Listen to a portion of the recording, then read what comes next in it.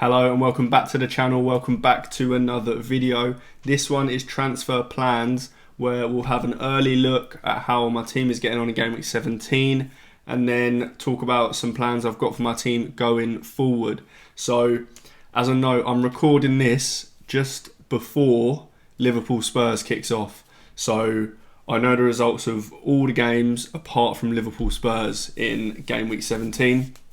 So currently on 43 points after auto subs, which means it's about a 2.6 million game week rank at the moment, and my overall rank, that 169k, is from before the game week started, but I'm on pretty much a grey arrow right now anyway, so it hasn't really changed. I think it's like 167k or something, but it's around about the same anyway. So I went with Verbruggen in goal over Fabianski. It turns out it didn't matter. They both got 3 points. Again, disappointing, as it always is every week. But as I always say, I'm glad I just didn't spend money on that position, to be honest. Like, for example, if I'd had Raya this week, I'd be more annoyed that he didn't keep a clean sheet than I am that Verbruggen didn't. So it is what it is. My transfers, if you didn't watch my team selection video, then it was either that I was going to roll, or it was Ait-Nouri out, Cunha out, to Isak and a cheap defender. Now, at the time that I made that video, that cheap defender was going to be Tosin from Chelsea.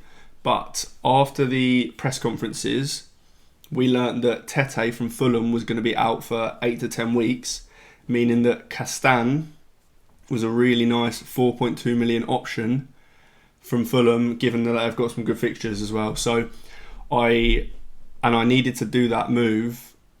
I wouldn't have been able to roll and do it the following week because Isak was going up in price, and as you can see, I've got 0.0 million in the bank now. So I did Ait-Nouri to Castan and Cunha to Isak.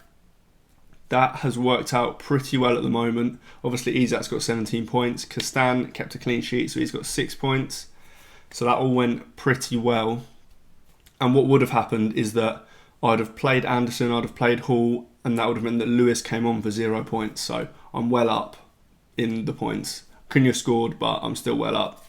So yeah, I started Anderson over Hall. That was actually a really tough decision pre-deadline. Turns out it didn't matter at all. Anderson didn't get any minutes, so Hall auto subs in for him. So got Hall on 6, Castan on 6, then Trent still to play, obviously. Then I've got Mbeumo on 2 points. Not ideal, given that it was a home fixture and Brentford are pretty good at home usually. But Forest were just good, I think, in that game, so can't really complain too much. Fernandes with 2 points, again an annoying one, because I thought that was an okay game. Obviously, Bournemouth attack is very good. Bournemouth defence, not so much, so I thought that United would be able to do something there. It looked like they created quite a lot as well, they just couldn't score. But it is what it is. Still got Salah captain to play. Captaincy was tough. Obviously, Palmer got a 3-pointer, 0-0 against Everton. So that was tough. I was kind of 50-50 on it, like I say. Glad I went with Salah, obviously, in the end. The Everton defence is just pretty good now. It was bad at the start of the season, but now they seem to have sorted it out, to be honest. Classic Sean Dyche, really. But yeah, glad I went with Salah as captain in the end. Then obviously, Isak on 17 points. He's kind of the reason that I'm on a grey arrow right now. Nobody else has really done a lot. Obviously, I've got Hall and Castan with clean sheets, but besides that, nobody else in my team has actually done anything. So Isak's carrying me right now. So those transfers worked out really well. Jackson with 2 points. Again, the Everton defence was just good. It is just good at the moment. So that is what it is. He probably should have had a yellow card as well, which I'm glad he didn't get. Although it wouldn't be the worst week for him to get it, because I do have options on the bench, as you'll see when I get onto my GW18 team. But yeah, he probably should have got a yellow card, which would mean that he is banned next week, but he didn't.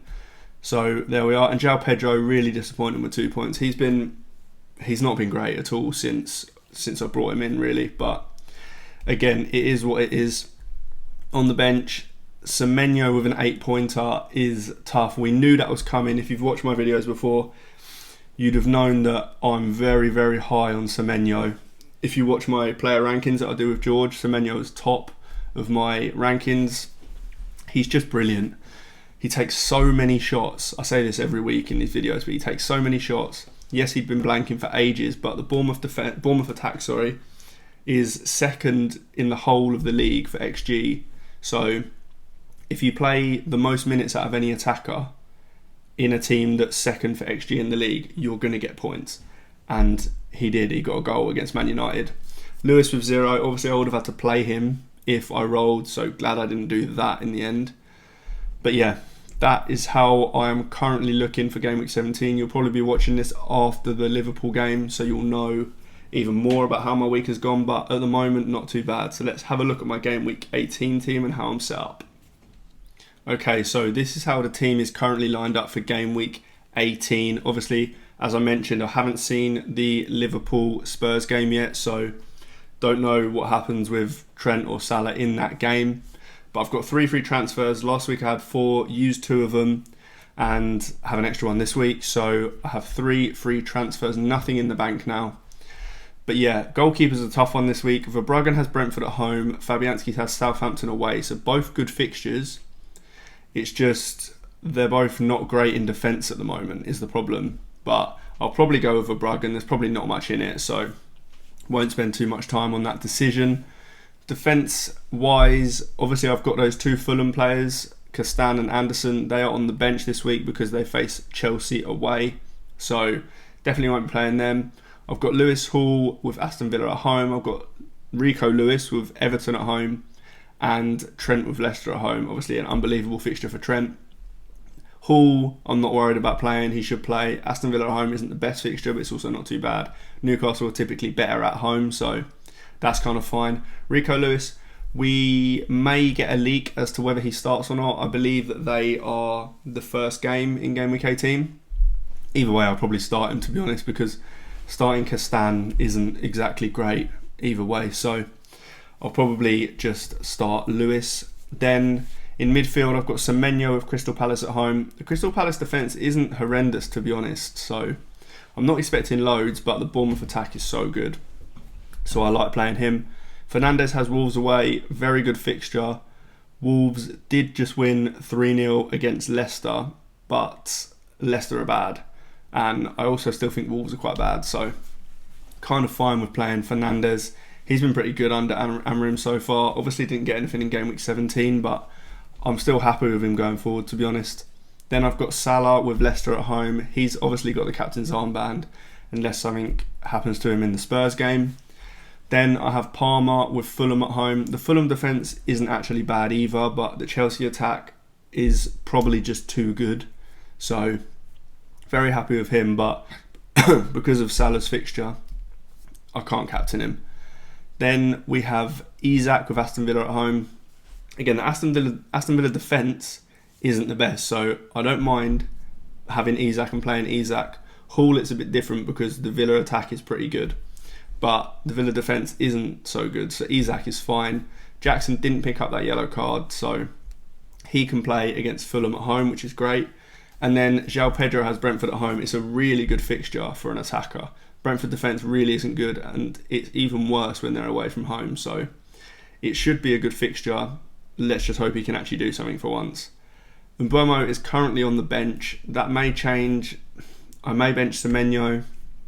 Can't really see any other player that I can bench, to be honest. I mean, Brentford away from home aren't great, as I just mentioned, so I don't think I hate benching him, but I can see bench points whichever way I go, to be honest. Transfer-wise, unless anything happens midweek or during that Liverpool-Spurs game, I don't think I'll be making a transfer. I'll probably be rolling. The only player I actually want is Munoz from Palace, but I do think that he can wait a week because they're playing Bournemouth away, which the Bournemouth attack is really good, so I don't see I don't see a clean sheet in that game, really. I also can't get there straight from Lewis. I'm 0.1 million off, so I may have to use a couple transfers to get him, or I may just forgo him and go without. The only other obvious omissions are Arsenal players. I'm fine going without Arsenal defence. I talked about that quite a lot last week. I think I'm just going to go without now. They've got Ipswich at home, I believe, this week, which is obviously an unbelievable fixture, but after that, the fixtures are okay, so I'll probably go without. I obviously don't have Saka, which is has turned out to be a blessing, because he's blanked the last few weeks, and then he went off injured in the game in Game Week 17 against Crystal Palace, went off early, and it didn't look good, to be honest. It looked like a hamstring thing, which could see him out for a while. So if you do own Saka, then I will talk about the best Saka replacements later in the week in one of my other videos. But for now, that is where my team's at. I can't see myself using a transfer unless something happens to Trent or Salah. But that's all for this one. If you've got any questions, drop them in the comments. If you liked it, do hit like, do subscribe, and I will see you in the next one.